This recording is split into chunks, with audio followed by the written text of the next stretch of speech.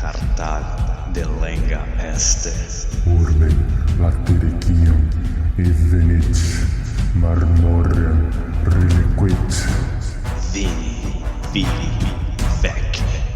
Fabrum esse suae cenque fortunae.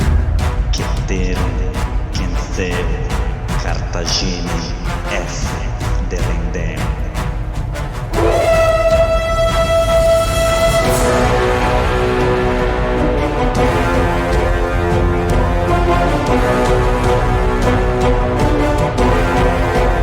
Alô amigos, alô galera, estamos de volta para o 55º episódio do podcast Roma Nua e Crua. Quem vos fala é Bruno Prandi e no backstage ele, o recôndito Douglas De Brito. Eu sou o Douglas, você não é o Douglas. O salve para a nossa tetrarquia.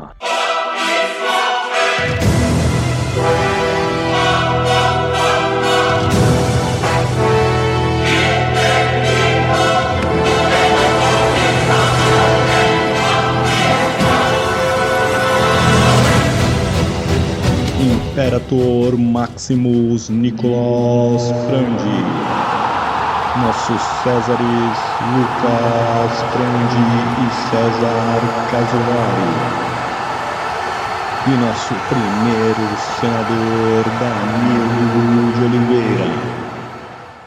E agora vamos recapitular.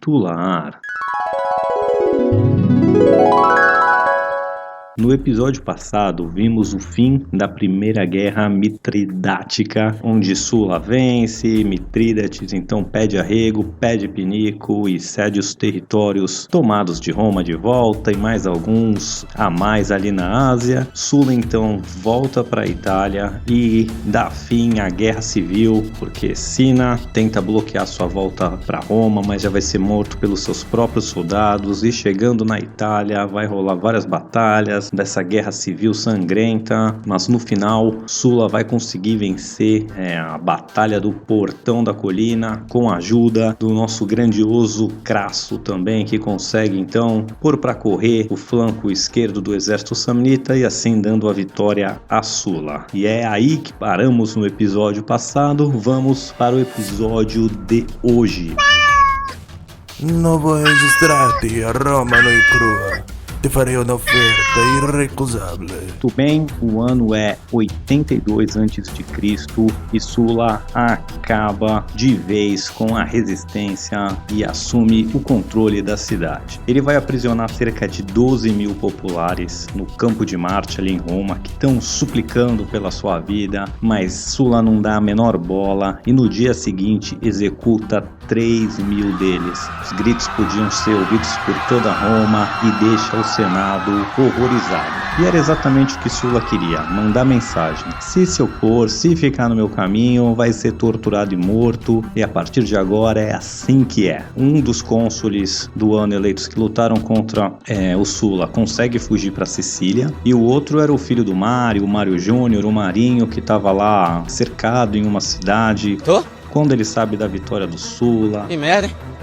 Sabia não? ele vai cometer suicídio e dar fim a qualquer tipo de resistência. O outro cônsul que fugiu para Sicília vai ser perseguido pelo nosso ilustre Pompeu Magno, que ainda não tem esse codinome de Magno, é o Pompeu Estrabão, filho do Pompeu Estrabão, mas ele que vai com a sua mão pesada e seus 23, 24 aninhos na época, numa campanha horripilante e sangrenta também, conseguir dar fim no outro cônsul, e assim Sula não tem mais rival. Acontece que agora Roma está num limbo jurídico, digamos assim, né? Porque os dois cônsules eleitos estão mortos, então legalmente quem assume o poder ficou um pouco nebuloso.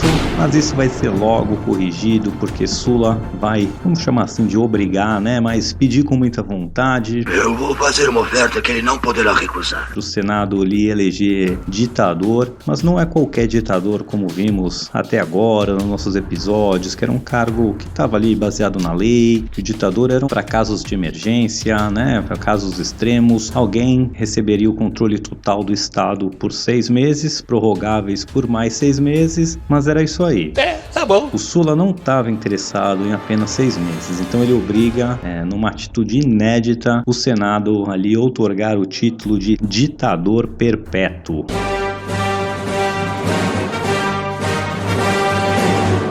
Em todos estes anos nessa indústria vital. Vai ser a primeira vez que isso acontece, mas não será a última. Então agora, com poderes ditatoriais e sem data para expirar o seu mandato, o Sula vai começar uma série de reformas e uma perseguição terrível contra os seus oponentes. Vimos que lá na Sicília, né, Pompeu deu fim aí no outro cônsul, e ele depois da Sicília ainda vai para a África perseguir os remanescentes ali do Campo Mariano, ainda o que sobrou de defesa organizada, mas que já não é mais nenhum tipo de empecilho.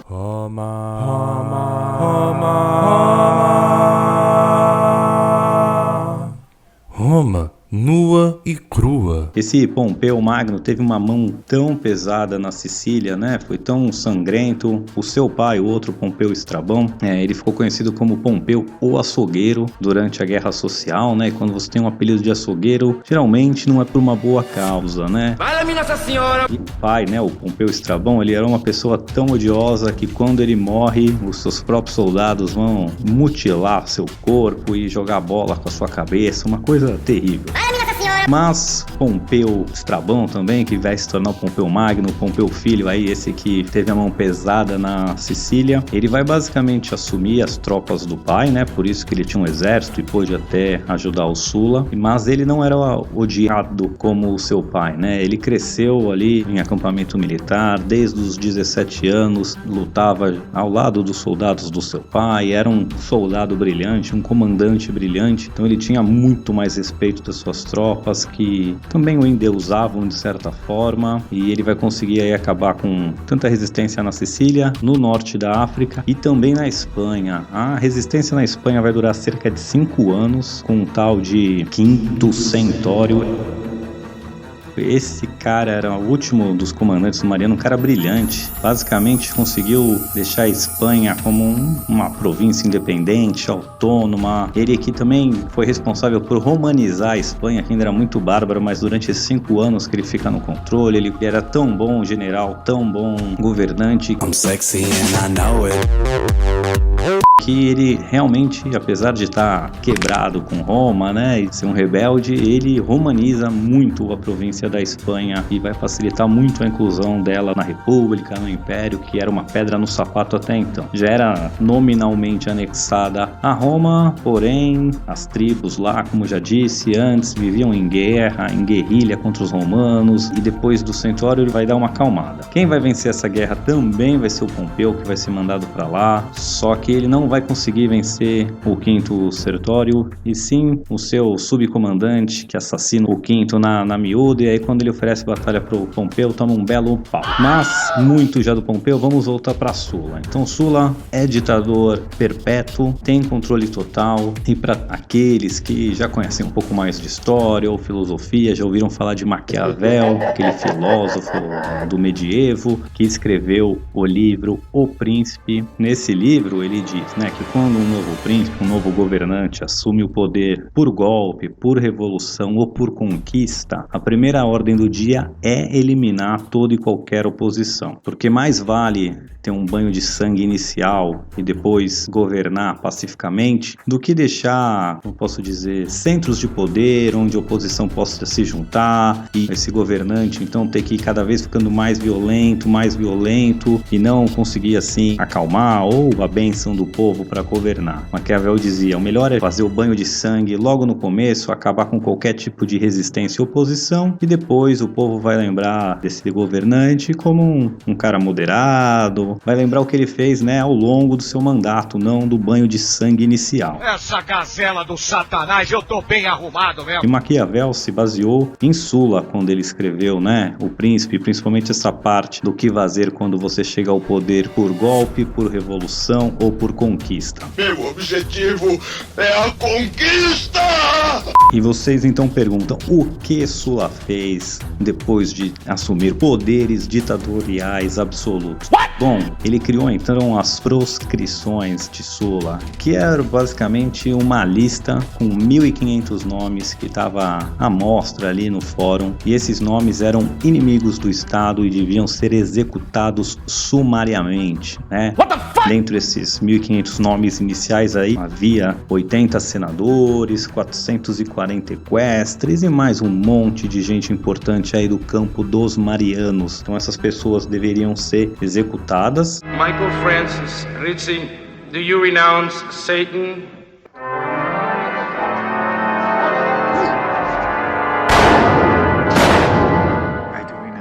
Ainda se ganharia um prêmio de 10 mil denares, não sei o quanto é isso, mas ia ser uma grana boa. E para quem ou denunciasse onde estava ou trouxesse a cabeça do proscrito. E caso você fosse um escravo e seu patrão, seu amo, seu dono tivesse ali na lista e você desse fim nele, era só lá avisar o Sulla que você ganharia liberdade e cidadania romana. Olha que maravilha, hein? Não. Essa lista, como eu disse, começa aí com 1.500 nomes, mas naquela paranoia do Sulla de eliminar toda e qualquer oposição, muitos vão se aproveitar para colocar uns nominhos extras ali, tipo, pô, tô devendo uma grana preta pra aquele cara, não tenho como pagar, deixa eu colocar o nominho dele aqui na lista do Sulla, fazer uma denúncia e aí tô livre dessa dívida. Ou, pô, sempre quis comprar aquela casa, hein, mas o cara não quer vender ou pede muito alto, deixa eu colocar o nominho dele ali na lista que logo essa propriedade vai estar à venda, vai ser confiscada pelo Estado e eu compro um mamãozinho baratinho. Então todo mundo começa a aproveitar para colocar o nome das suas desavenças, dos seus credores, dos seus rivais de negócios, e assim essa lista vai crescer de 1.500 para 9.000. Tem mais de 8.000! Né? E todos serão assassinados, ou quase todos, né? Entre colocar nominhos aí, a gente também já viu o Crasso, aquele que ajudou o Sulla a vencer a guerra e que se torna depois de alguns anos, o homem mais rico de Roma, né? Ele ainda vai se tornar. Ele também aproveita para fazer uns bons negócios e pelo menos uma pessoa sabe-se que ele colocou o nome ali para poder depois comprar a propriedade com uma barganha. Veja bem, se não tem que mandar matar uma desgraça dessa. Não. Bom, desses 9.000 nomes, aí a gente sabe que pelo menos um vai escapar. É um tal de Júlio César, Caio Júlio César. Ainda menino nessa época, mas ele vai entrar na lista porque ele vai casar com a filha do Cinna. Aquele cônsul que morreu tentando barrar a ida de Sulla lá para a Itália. E o Cinna foi o que, junto com Mário, reconquistou Roma depois de o Sulla ter ido para o leste, para a Guerra Mitridática. O Sulla expulsa o Mário, depois o Mário e o Cinna voltam e retomam Roma. E depois o Sulla, né, vai vencer o campo do Cinna e dos Marianos. Então o Júlio César casa com a filha desse Cinna. E a tia do Júlio César também era casada com um Mário, né?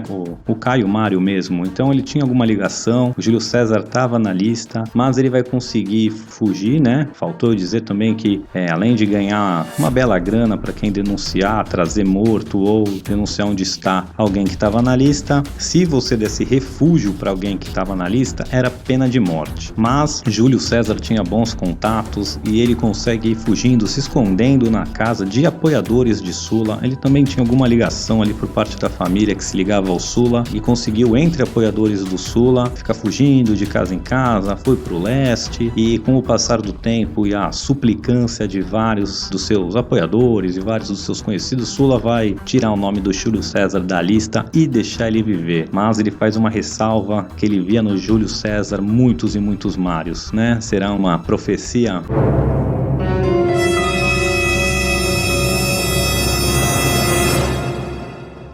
Mas isso é papo para uma outra hora. Bom, continuando aqui nesse mandato ditatorial do Sulla, o Sulla também era do campo dos Optimates e ele não gostava nada da influência dos populares na política romana. Ele via isso com baita desgosto e ele vinha com horror o que os tribunos das plebes vinham fazendo, desde os Gracos e etc, né? Sempre usando do seu poder para promover populismo, para promover até agora uma certa violência. E e ele queria então acabar com esse cargo. Ele tira todo o poder do tribuno da plebe. O tribuno da plebe podia propor leis e vetar leis, então ele não vai mais poder propor, não vai mais poder vetar, ao menos que o Senado dê anuência para o tribuno da plebe. E para fazer que ninguém com carisma, ninguém com potencial vá para esse cargo, ele também diz que uma vez que você é eleito tribuno da plebe, você nunca mais pode concorrer a nenhum outro cargo. Assim, qualquer pessoa ambiciosa, qualquer pessoa que queria realmente chegar em algum lugar em Roma, não ia de maneira nenhuma se candidatar ao tribuno da plebe, deixando assim o cargo bem ineficiente e sem nenhum tipo de pessoa importante para assumir esse cargo. Cheguei chegando, bagunçando a zorra toda. Ele então, Sulla, né, vai trazer mais poderes para o Senado. O Senado até então tinha 300 pessoas, né? O Rômulo, quando fundou, tinham 100. Depois que eles se juntam com a tribo dos Sabinos, depois do rapto das Sabinas, incorporam-se mais 200. E quando chegam os reis etruscos, o Tarquínio Prisco, ele também coloca mais 100 etruscos ali. Então o Senado romano era composto por 300 pessoas desde antes da República. E o Sulla agora vai colocar mais 300, vai dobrar. Some men just want to watch the world burn. Porque o que ele faz? Ele vai colocar 300 bem chegados para ele passar, para o Senado aprovar tudo que ele quer, sem nenhum tipo de discussão. Dos 300 que ficaram, né? O recado de que... olha, você pode ser perseguido, morto, e é melhor estar do lado do Sulla. Já estava claro, mas o Sulla queria homens de confiança. Então ele dobra o número do Senado e esses 300 novos vão ser bem ligados ao Sulla e vão fazer tudo o que ele quiser.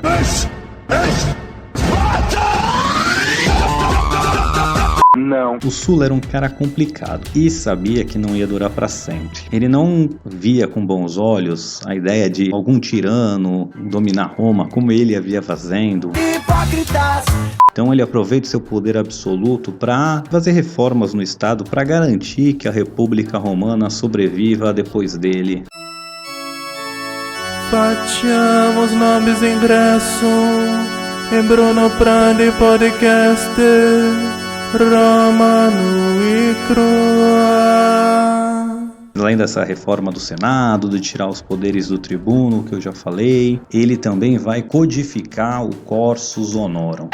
O Cursus Honorum já existia, que é essa sequência de cargos, né? Até você assumir o cargo máximo, que até então era o cônsul. Tinha uma sequência de passos aí de cargos que você ia se elegendo. Fazendo um paralelo besta aqui, né? Você vira vereador, prefeito, deputado estadual, deputado federal, governador, para depois virar presidente, né? A rapaziada já sabe que é o ladrão do dinheiro do povo.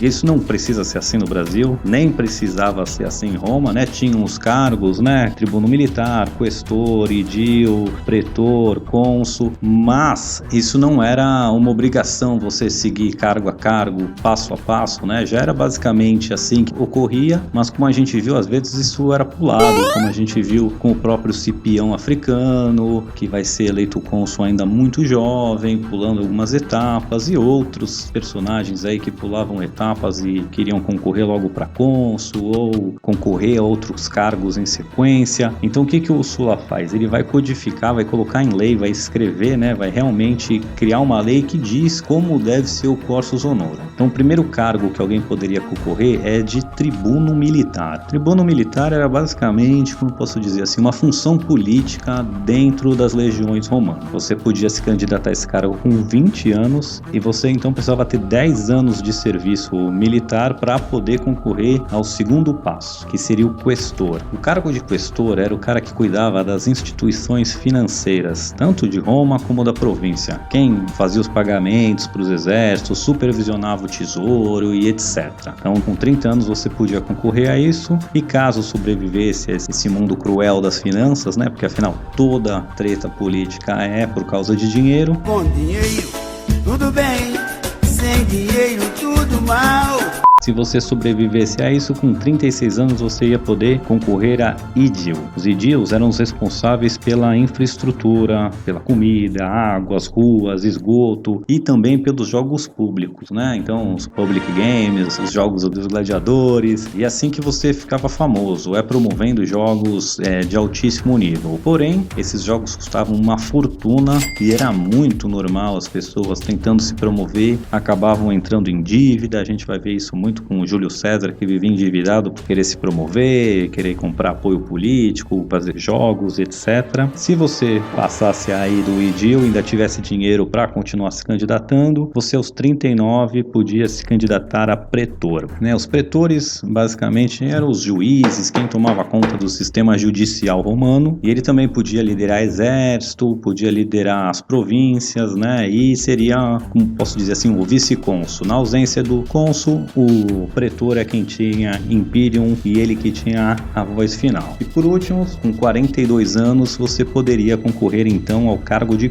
cônsul, né? E aí vale ressaltar também que cada um desses cargos, conforme vai chegando, né, você ia tendo menos vagas. Então, né, a gente viu o pretor tinha 6, edil tinha 10, questor tinha não sei quantos, cônsul 2. Então, era algo de muito prestígio você conseguir atingir os seus cargos no seu ano, se dizia, né? Então, você fez 20 anos, conseguiu atingir tribuno militar, com 30 conseguiu ser questor, com 36 conseguia ser edil, com 39 pretor, com 42 cônsul, porque não dava para todo mundo, né? Então, por exemplo, dos 6 pretores que foram pretor com 39, só 2 iam conseguir ser cônsul no seu próprio ano, né? Se conseguissem. Até o Marco Túlio Cícero é uma grande figura de importância ímpar, que falaremos dele em alguns episódios, dizia que sua maior conquista é ter assumido todos os cargos no seu ano. Caralho, o maluco é brabo. E você me pergunta, mas se o cara resolve ficar concorrendo ao mesmo cargo, se solidifica ali como questor, como pretor, edil, seja o que for, para evitar isso, Sulla traz de volta aquela lei que obrigava a ficar 10 anos para poder concorrer ao mesmo cargo. Então, se você foi eleito pretor, você tem que esperar 10 anos para ser eleito pretor de novo. Se você foi eleito edil, 10 anos para poder concorrer. E, além do mais, ele fazia o seguinte: depois que você serviu algum magistrado, você ia ter que sair de Roma e passar um ano na província. Então, se você foi um pretor em Roma, no ano seguinte você vai ser um propretor em alguma província romana. A ideia era o quê? Não sei. Remover os magistrados de Roma para impedir que eles solidificassem uma base de poder. Então o cara ficou ali um ano, serviu, criou um networking legal, criou várias conexões. No ano seguinte ele vai ter que estar longe de Roma e não vai poder explorar essas conexões. A ideia era dar mais firmeza para a república, deixar a república melhor amparada contra pessoas extremamente ambiciosas. Ele não queria deixar ninguém meter o Sulla e fazer como ele fez, assumindo o controle total. Bom, depois de eliminar os seus inimigos e reformar o Estado romano, no ano de 80 a.C., ele resolve renunciar.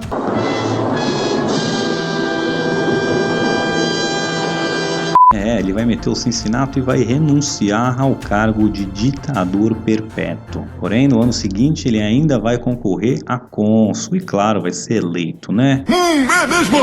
Mas uma vez que ele cumpre esse mandato de cônsul, ele sim vai então se aposentar, vai deixar a vida pública e vai deixar Roma em si. Ele se aposenta, vai para uma cidadezinha lá cuidar do seu jardim, escrever sua autobiografia. Diz a lenda que a parte que o motivou a deixar a vida pública foi uma nova esposa novinha que ele arrumou, que conheceu aí durante uns jogos. Devia ser um pedaço de mau caminho, porque o cara larga o poder absoluto para ir tomar conta do seu jardim e curtir a esposa, né? Ai, que loucura! Ai, que absurdo! O cara devia estar taradão. Então, depois que o Sulla se aposenta, Roma está reformada. Ele acredita que criou barreiras institucionais suficientes para que ninguém mais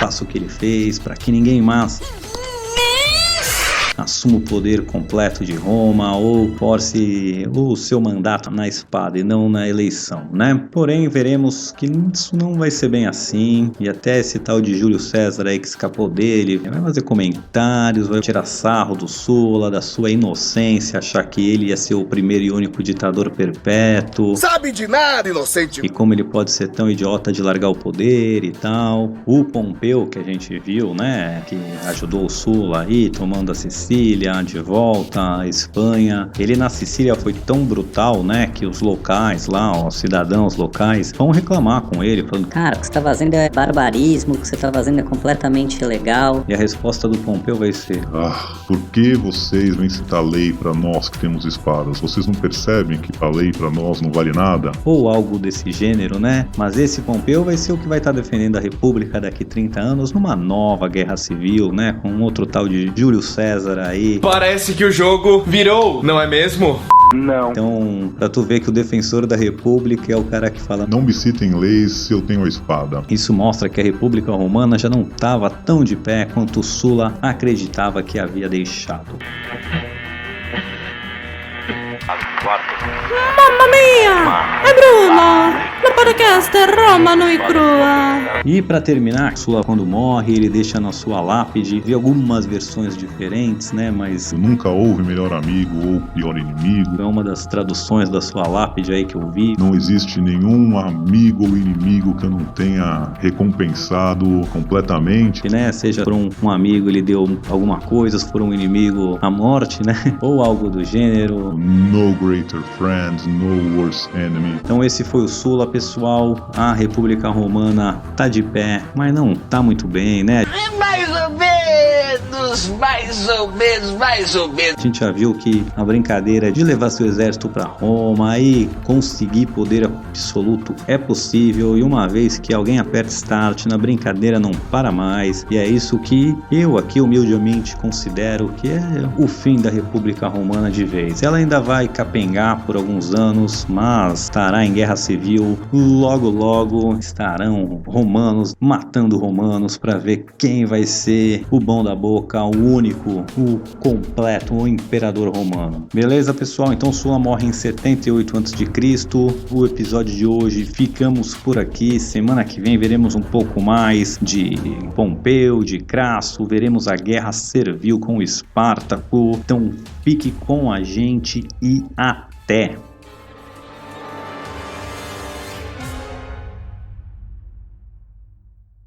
Alô amigos, alô galera, só lembrando que ainda tá muito fácil de participar do nosso seleto grupo de apoiadores carinhosamente apelidados de Tetrarquia.